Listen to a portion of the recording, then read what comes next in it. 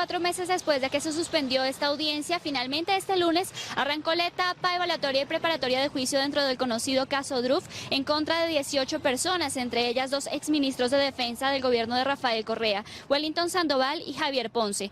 Durante esta jornada, que arrancó a las 9 de la mañana, todas las defensas alegaron vicios de procedimiento y procedibilidad. Ellos coincidieron en pedir que se declare nulo el proceso desde el 16 de diciembre de 2020, fecha en la que Fiscalía pidió la reapertura de la investigación previa, que duró 7 años y que finalmente terminó en el archivo. Aseguran que no hubo elementos nuevos y que esto es un requisito para la reapertura, y que además durante la audiencia que se desarrolló el 23 de diciembre de 2020 no estuvieron presentes las defensas, pues no se les notificó. Se espera que en horas de la tarde tome la palabra Fiscalía y pueda contradecir todos estos pedidos de nulidad. Recordemos que según la teoría de Fiscalía hubo irregularidades en el proceso precontractual, contractual y de ejecución en la adquisición de 7 helicópteros Druff a la compañía HAL. Esto por $45,2 millones. Fue el primer proyecto presentado por Guillermo Lasso 2 días después de asumir su mandato. Lo denominó Ley de Defensa de la Libertad de Expresión. Pero el pasado 21 de julio, en la sesión 770 del Pleno de la Asamblea Nacional, la propuesta fue negada. Hubo 63 votos negativos, 55 afirmativos y 13 abstenciones. Fue quizás la primera muestra de lo que una oposición fortalecida en el legislativo era capaz. Pero ahí no quedó todo. Se sometió a votación un informe de minoría que sí tuvo los votos para ser aprobado. Fueron 75 los legisladores que viabilizaron la aprobación de un texto diametralmente opuesto al proyecto del Ejecutivo. A favor, UNES, Pachacutic, disidentes de la izquierda democrática y el propio presidente de la Asamblea Nacional. Se abstuvieron 30.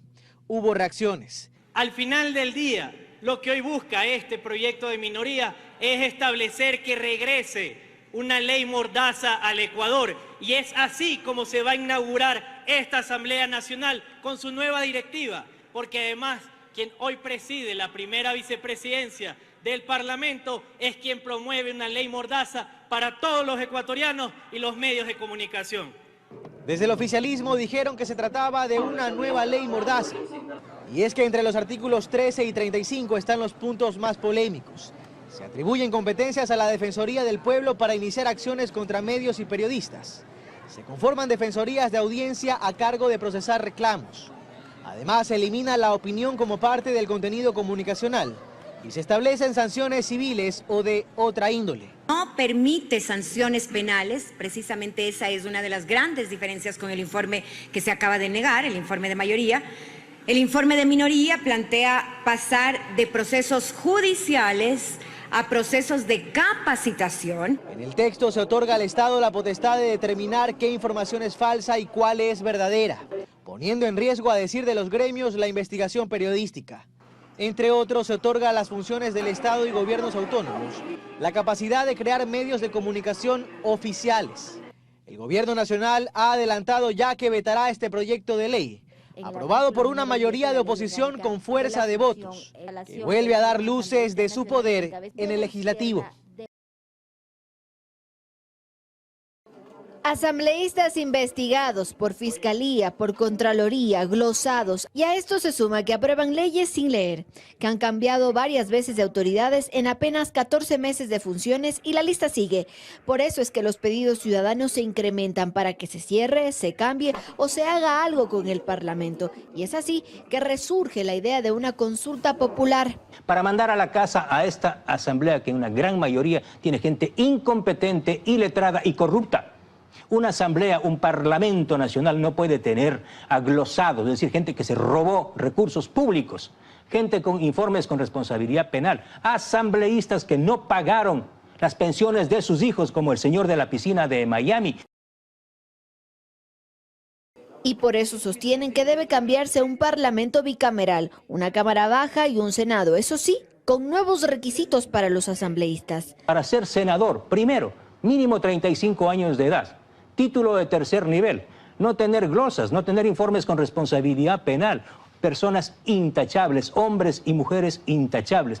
Decirlo así es fácil, sin embargo, en la realidad esos cambios de requisitos para ser asambleísta no es tan sencillo. Es imposible hacerlo a menos de que sea con una nueva asamblea constituyente, porque se entendería que existe una restricción de derechos. Es decir, mientras no haya una constituyente, así estén glosados, investigados o con grillete, pueden ser candidatos. La Constitución establece que nosotros tenemos el derecho la presunción del derecho de inocencia hasta contar con sentencia condenatoria ejecutoriada. Por eso, para Livia Rivas, todo pasa por la responsabilidad de las organizaciones políticas al momento de elegir sus candidaturas. Mientras los partidos y movimientos políticos no cambien, no elijan de mejor forma a los candidatos que van a conformar las listas, nosotros podemos cambiar cualquier clase de requisitos, pero va a seguir pasando el mismo problema de ahora. Reformar lastimosamente nuevamente el Código de la Democracia, es ahí donde hay que encontrar alternativas. E incluso la idea de ir a la bicameralidad ya tuvo una respuesta por parte de la Corte Constitucional.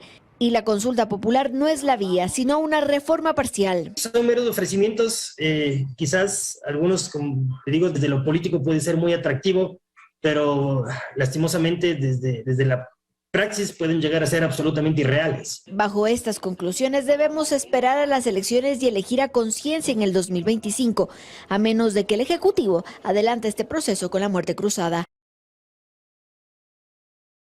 Las votaciones más recientes para destituir autoridades y designar a las nuevas dan cuenta de la conformación de una nueva mayoría en la Asamblea Nacional, dentro de la que están UNES, el Partido Social Cristiano, los rebeldes de Pachacuti y los disidentes de la izquierda democrática. Pero no es una mayoría sólida, dice la exsecretaria de la legislatura, Livia Rivas. No es una mayoría estática. Como ya hemos visto, inclusive desde la destitución de la expresidenta Guadalupe Llori, las mayorías han sido móviles. De forma tal que eso es lo que vamos a ver también durante el transcurso del inicio de esta gestión. Fuera de esto se quedó la bancada oficialista, pero no es una realidad nueva a la que se enfrenta el Ejecutivo, aseguró Juan Fernando Flores, quien preside la bancada del Acuerdo Nacional. Es un escenario difícil, pero es tal cual como llegamos el 14 de mayo del 2021. Las situaciones aquí no han cambiado, no es un tema de que las posiciones se dieron. Pero ¿cuál es el escenario ahora para el gobierno? A decir de Rivas, no será nada saludable que el Ejecutivo vete totalmente a las leyes que apruebe la Asamblea y que ésta a su vez rechace todo lo que envía el presidente como colegislador. Hay que necesariamente encontrar un punto de equilibrio.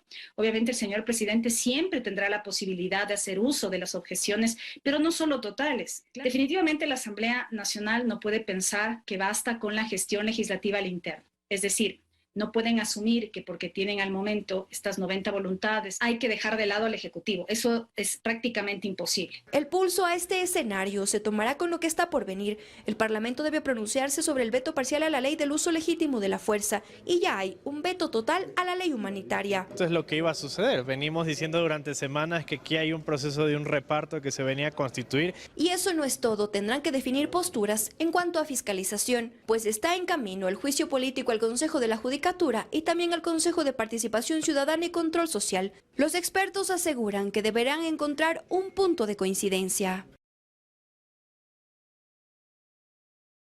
El juicio político que definirá el futuro del Consejo de la Judicatura entrará en los próximos días en la etapa de sustanciación de pruebas. La Comisión de Fiscalización se reunirá para definir el calendario de comparecencias.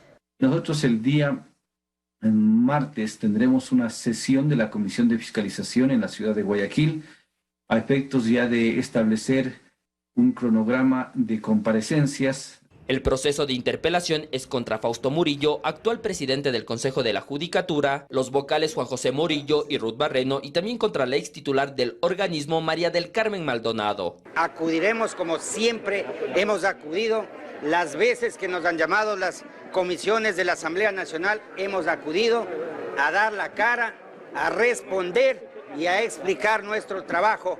Las acusaciones en su contra son por un presunto incumplimiento de funciones que tienen que ver principalmente con irregularidades en la evaluación de jueces de la Corte Nacional de Justicia. La asambleísta interpelante es Viviana Veloz, de UNES. Las comparecencias no podrán extenderse más allá de 10 días. Y luego de eso nosotros como Comisión de Fiscalización y Control Político tenemos 5 días para elaborar el informe respectivo para ponerlo en conocimiento del Pleno, con opción de solicitar 5 días más adicionales si es que no tenemos el tiempo suficiente como para estructurar este informe. Por eso se estima que la Comisión de Fiscalización tendrá listo el informe para la tercera o cuarta semana de agosto. A diferencia de otros procesos de interpelación, en el caso de los vocales del Consejo de la Judicatura se requiere de una mayoría calificada, es decir, 92 votos para que sean censurados y destituidos. Así lo establece el segundo inciso del artículo 131 de la Constitución y el artículo 85 de la Ley Orgánica de la Función Legislativa. Con esto, los votos de la nueva mayoría no serían suficientes. El BAN, la bancada de gobierno, hasta el momento no ha tomado una postura que tendrá respecto al pedido de juicio político a los vocales del Consejo de la Judicatura. Veremos cuál será la postura de la interpelante en función de las pruebas de cargo y de descargo que se plantearán en la comisión, y en función de ello la bancada del Acuerdo Nacional tomará una postura definitiva. No tuvieron que viajar a Cooperstown para unirse a la fiesta por la entrada de David Ortiz al Salón de la Fama, ya de forma oficial. Yo me levanté y yo dije, me voy a poner mi chaqueta en apoyo al Big Papi, mira. Cuidado. Ya tú sabes. Y es porque es un orgullo dominicano. La alegría les brotaba por los poros y desde Quisqueya la Bella celebraron que un cuarto criollo se convierta en inmortal.